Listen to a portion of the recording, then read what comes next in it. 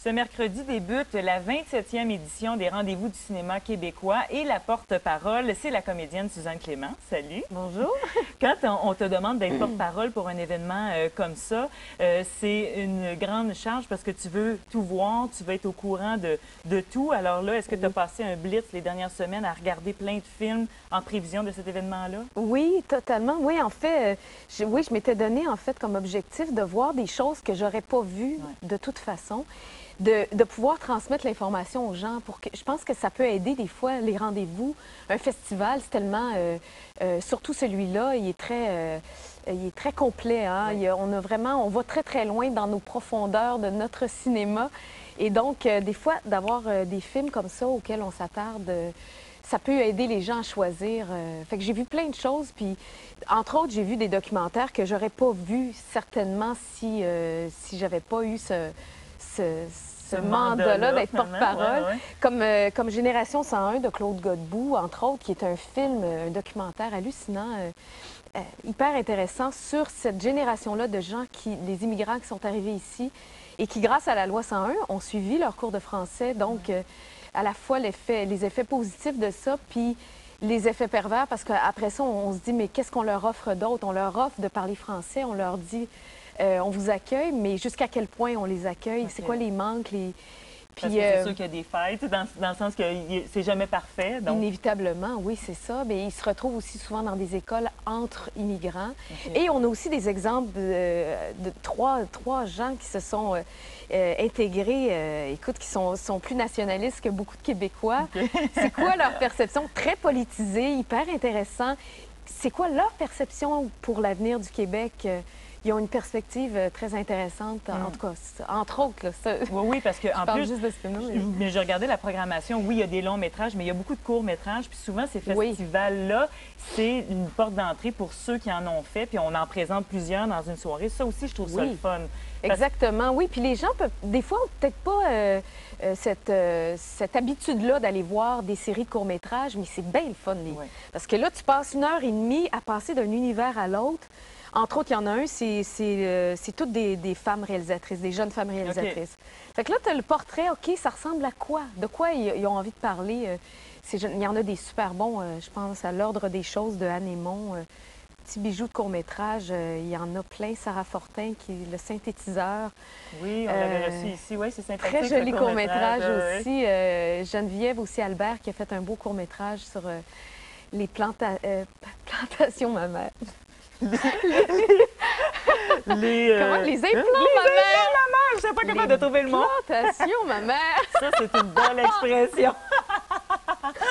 Et quand même, les Rendez-vous du cinéma québécois, dis-moi si je me trompe ou non, c'est un festival qui est surtout montréalais, mais avant ça, il y a eu comme une tournée où on est allé dans plusieurs villes au Québec. Oui. Ça, c'est moins ta portion à toi. Toi, tu es vraiment la porte-parole Montréal? De l'événement, oui, des rendez-vous de cette année, mais non, mais ça inclut ça aussi.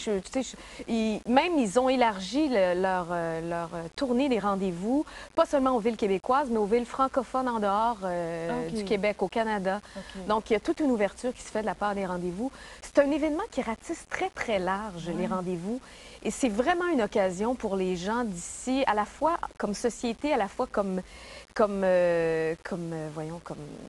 univers cinématographique, là, de voir c'est quoi le portrait de ce qu'on fait ici. Et c'est extrêmement diversifié. Depuis 10-15 ans, les gens prennent des caméras. Hein. C'est plus, le cinéma, c'est plus réservé à... C'est moins lourd, là, toute la technique Totalement. Aussi, alors, tu as des gens... Cette année, il y a des films haïtiens, des fictions complètes, des longs métrages qui nous montrent très bien les préoccupations aussi de la communauté haïtienne. Donc, là, ça, c'est bien le fun, je trouve, d'inclure aussi d'autres communautés. Je pense que ça appelle ça, en fait. Le médium est devenu tellement plus accessible que... on peut ratisser plus large. On va continuer à discuter avec toi parce que dans la programmation, il y a un film où tu fais partie de la distribution. Je parle de C'est pas moi, je le jure, entre autres. Oui. Alors, on discute de ça avec Suzanne Clément dans quelques instants. Okay. Suzanne Clément, on parle de la 27e édition des Rendez-vous du cinéma québécois. Ça commence mercredi cette semaine. Oui. C'est le film Cadavre qui ouvre le festival. Oui. Alors, est-ce que tu l'as vu, ce film-là? Ben Tu non. vas le voir en ouverture. J'ai juste vu les previews. OK. J'étais très curieuse. J'ai bien hâte de le voir. Oui, moi. Il y a un film aussi présenté. Il y a un court-métrage de Guy Edouin aussi qui est présenté Juste avant. Oui. Juste avant. juste avant. Puis dans la programmation, je remarquais qu'il y avait aussi la diffusion de C'est pas moi, je jure. Oui, ben oui, parce que les rendez-vous, c'est d'abord une rétrospective de toute l'année. Il y a 87 primeurs, mais il y a aussi tout ce qui a été fait durant cette année. Donc, c'est pas moi, je le jure.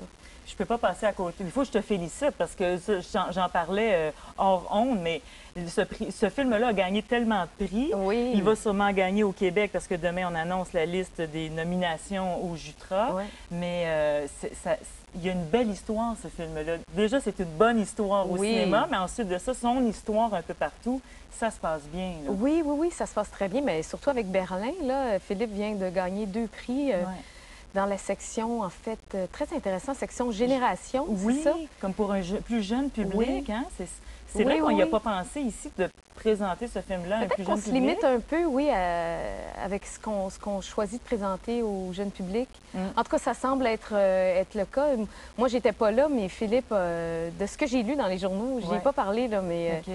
ça avait l'air d'être assez intéressant, la réaction du public À ce film-là. à ce film-là. Pour ouais. ceux qui n'auraient pas vu le film, on a un petit extrait.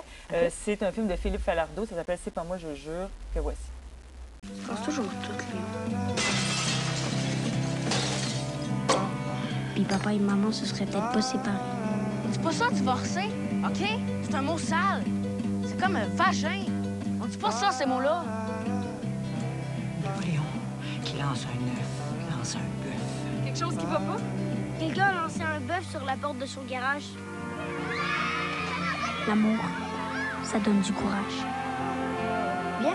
Mais il va falloir affronter tes démons un jour, Léon. Au moment de l'impact, j'ai vu une grande lumière m'éblouir.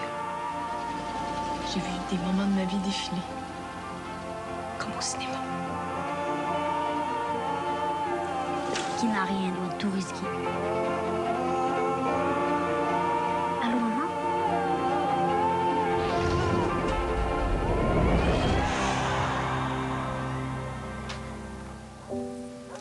Papa, arrête! On a l'air d'une famille de fous. Mais on est une famille de fous, Jérôme. Allez vous coucher. Avec ce film-là, toutes les petites dysfonctions dans nos familles, on se dit qu'on n'est pas seul au monde. Hein? Je trouve que oui. ça amène aussi ça, ce film-là. On se dit, mais écoute, on n'est pas si pire que ça. Finalement, c'est pas, il me semble que... Mais ça, c'est très drôle. Là. On est une famille de fous. Je sais pas, je me rappelle des fois des impressions quand on était jeune aussi. Ouais. D'avoir honte de telle petite affaire. Oui.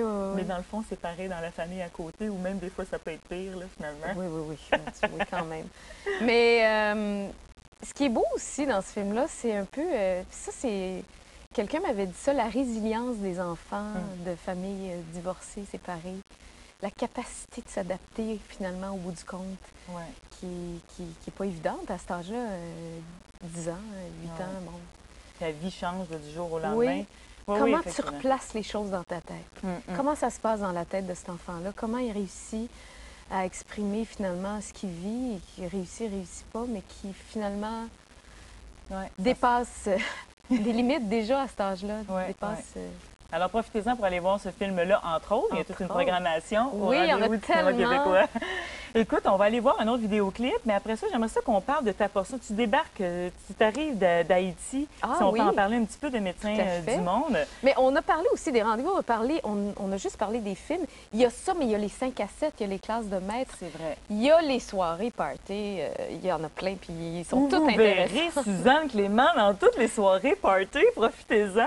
T'as mis ça à ton horaire, là? J'ai mis ça à mon horaire, oui. Quelques-unes. Allez voir sur le site Internet, là, vous essayez tout bien expliqué. Oui. Vous verrez Suzanne Clément au party.